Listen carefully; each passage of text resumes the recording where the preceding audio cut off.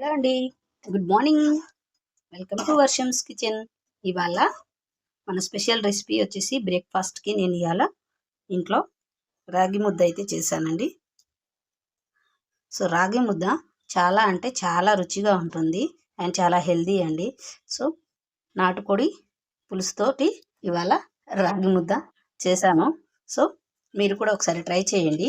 నాటుకోడి పులుసుతో రాగి ముద్ద అనేది చాలా అంటే చాలా టేస్టీగా ఉంటుంది.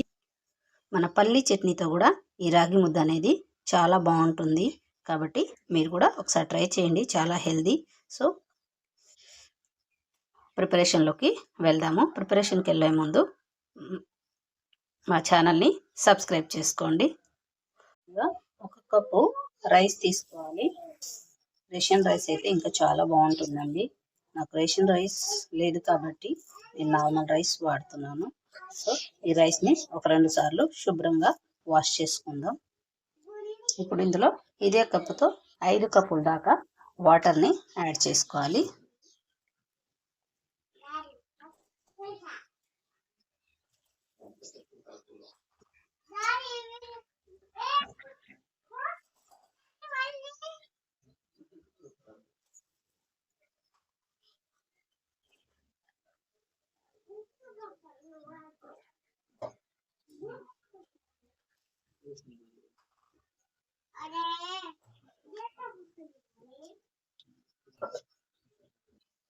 ఇప్పుడు స్టవ్ ఆన్ చేసి గిన్నె పెట్టుకొని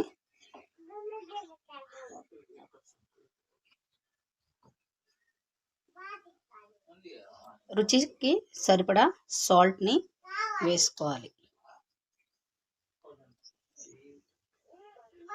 మూత పెట్టి ఉడికించుకోవాలి.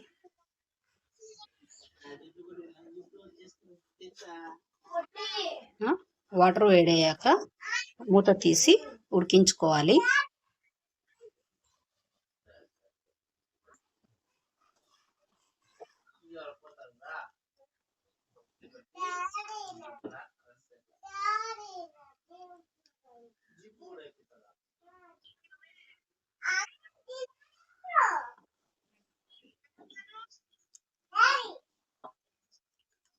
ఇంకా మెత్తగా, చాలా మెత్తగా ఉడకాలండి. ఇంకా మెత్తగా ఉడికేదాకా బాగా ఉడికించుకోవాలి.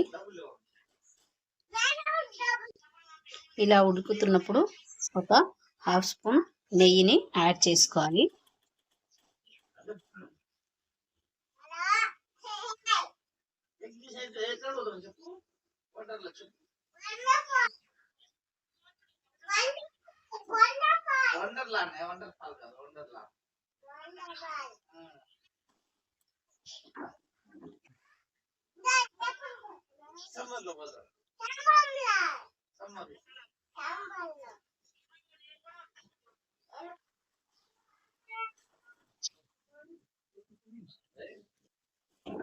రైస్ ఉడికిపోయింది.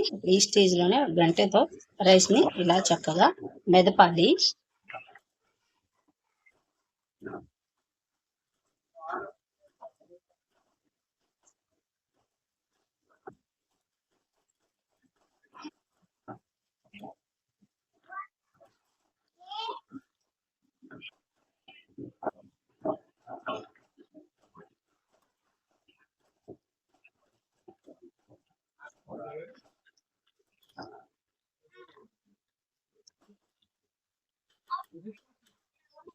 ఇప్పుడు ఇందులోనే 1 కప్పు దాకా రాగి పిండి తీసుకోవాలండి.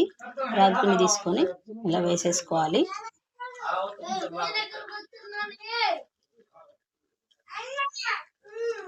ఒక నిమిషం పాటు మూత పెట్టి రాగి పిండిని కుక్ అవనివ్వాలి. ఇప్పుడు ఒకసారి మూత తీసి చూద్దాం.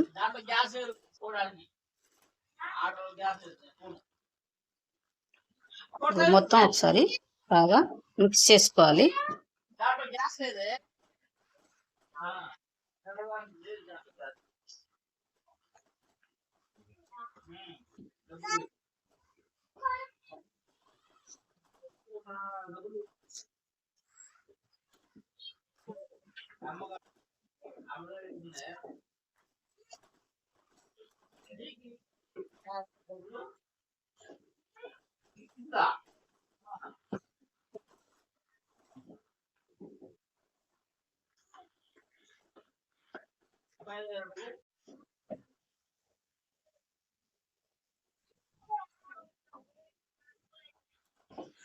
ఓకే, ఇప్పుడు రాగి ముద్ద రెడీ అయిపోయింది. ఇప్పుడు స్టవ్ ఆఫ్ చేసి ఒక 10 నిమిషాలు మూత పెట్టి ఉంచుకుందాం. ఇప్పుడు మూత తీసి చూద్దాం. చక్కగా మన రాగి ముద్ద అనేది రెడీ అయిపోయింది. ఇలా వేడి మీద ఉన్నప్పుడు దీన్ని మనం ముద్దగా చేసి పెట్టుకోవాలండి. ఇప్పుడు కొంచెం ప్లేట్లో తీసుకొని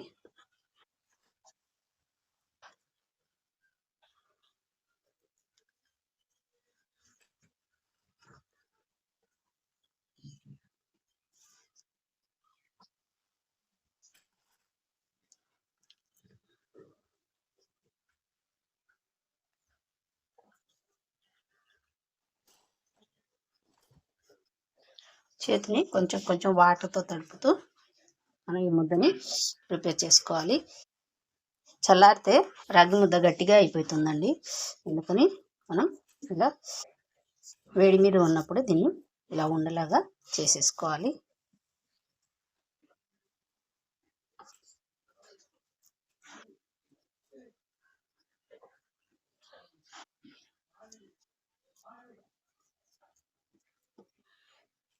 చూసారు కదండి, మన రాగి ముద్ద రెడీ అయిపోయింది. ఇది మనం నాటుకోడి చికెన్తో కానీ పల్లీ చట్నీతో కానీ తింటే చాలా అంటే చాలా రుచిగా ఉంటుంది. సో మీరు కూడా ఒకసారి ట్రై చేయండి. చాలా హెల్దీ అండ్ సింపుల్ రెసిపీ, చాలా బాగుంటుంది తింటే. సో నా రెసిపీ కనుక మీకు నచ్చితే లైక్ చేయండి, షేర్ చేయండి అండ్ మా ఛానల్ని సబ్స్క్రైబ్ చేయడం మాత్రం మర్చిపోకండి. Thank you.